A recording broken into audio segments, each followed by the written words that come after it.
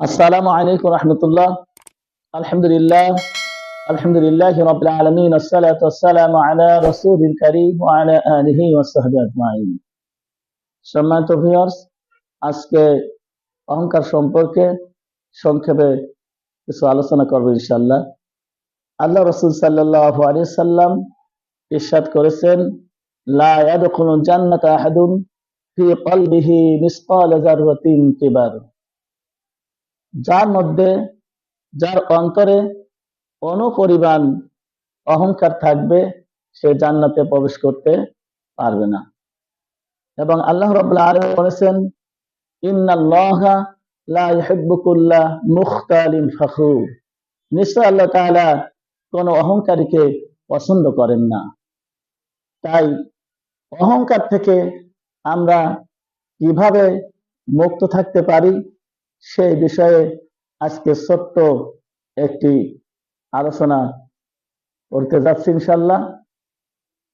আমরা অহংকার থেকে মুক্ত থাকতে পারি সেজন্য কিছু উপায় রয়েছে। অল্প কয়েকটি উপায় আজকে বলে দিচ্ছি। ১ নাম্বার, আগে সালাম দিবে।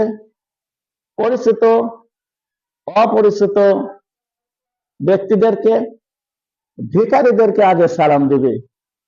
রিকশাওয়ালার সাথে দর কষাকষির আগে তাকে সালাম দিয়ে নেবে। নিজের বাড়ির কাজের লোকদেরকে সকালে উঠেই তাদেরকে সালাম দিবে, শিশুদেরকে সালাম দিবে। ২ নাম্বার, কেউ দুর্ব্যবহার করলে তার সাথে পাল্লা দিয়ে সুব্যবহার করবে। আল্লাহ তাআলা পবিত্র কোরআনে বলেছেন, ভালো দ্বারা মন্দকে প্রতিহত করো। ৩ নাম্বার, কারো সঙ্গে দুর্ব্যবহার করে ফেললে সাথে সাথে তার কাছ থেকে ক্ষমা চেয়ে নেবে। ৪ নাম্বার, কখনো ভবিষ্যতের সুখ শান্তি নিয়ে কল্পনা করবে না। কাজ করে কাজের ফলের প্রতি আসক্ত হবে না। আল্লাহ রাব্বুল আলামিন বলেন, প্রকৃত ঈমানদার সে, যে তার ভালো কাজের বিনিময়ে প্রতিদান বা প্রশংসা কামনা করে না। এটাই প্রকৃত সন্ন্যাস। ইসলামে সন্ন্যাস মানে কাজ বর্জন নয়, ফল বা লোভ বর্জন।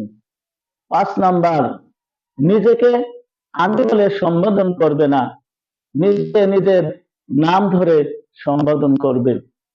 এই ৫টি কার্যকর উপায় অহংকার থেকে মুক্ত থাকার জন্য আমরা ইনশাআল্লাহ এগুলো আমল করব এবং অপরকে আমল করার জন্য সহযোগিতা করব। সকলের কাছে এটা পৌঁছে দেব।